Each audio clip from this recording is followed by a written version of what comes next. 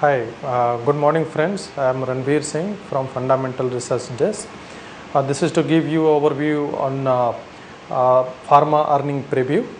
Uh, we expect our pharma universe would give at least 34.7% Y-on-Y growth in top line.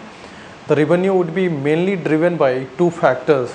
The one is their rupees depreciation against US dollar, and another is new product launches. We believe during the quarter the three products were launched which has a huge market size called Zyprexa, Plavix and Seroquel. Although a lot of players are launching these products, giving a sheer size of the product, we believe that pharmaceutical players will have a better share. Indian pharmaceutical players will have better share in these products. The another factor is the strong domestic sales.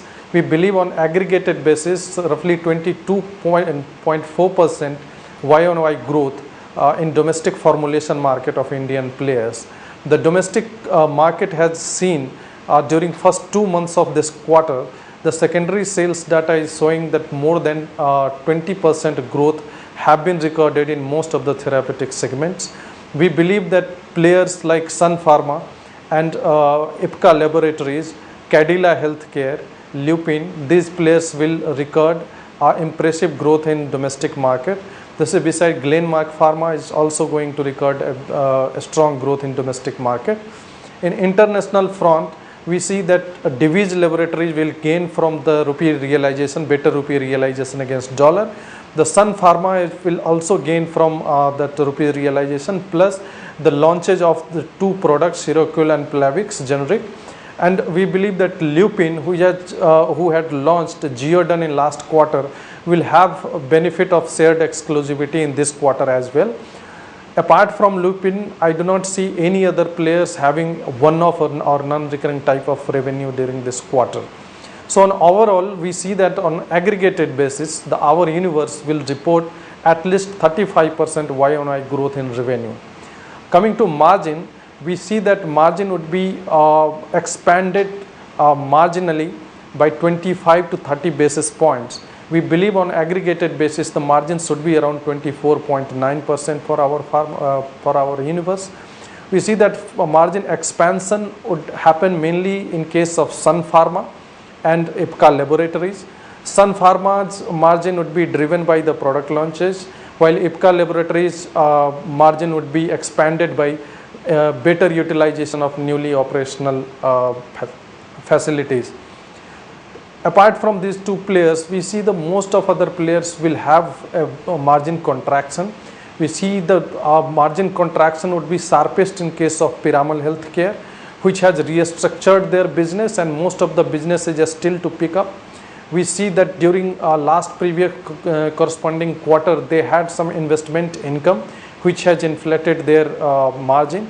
We believe that during this quarter, due to absence of these incomes, we believe their operating margin would be contracted sharply.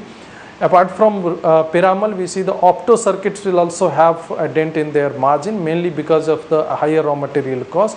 Recently, the metal prices has gone up, so that will impact their opto circuits margin. The another company which we believe that which will see the market contraction is Divi's Laboratories. The Divi's Laboratories has in fact a bunching of order in last previous corresponding quarter, and so they had a better margin.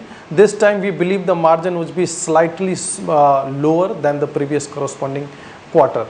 So the net to net, we see that on aggregated basis, the operating profit margin should be around 24.9%, which is 25%, 25 basis points higher than the previous corresponding quarter. Despite the strong revenue growth and expansion in margin, we believe that net profit would be lower and net profit would be slower in this quarter. We believe on aggregated basis that net profit should rise by around 7.4%. The most of the companies which will have a slower profit growth is due to the higher base effect.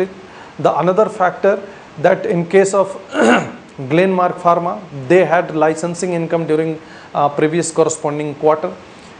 This time in this quarter, they are not expected to have any such licensing income, so that will impact their operating margin. The another company which is likely to have dent in profit is Piramal Healthcare.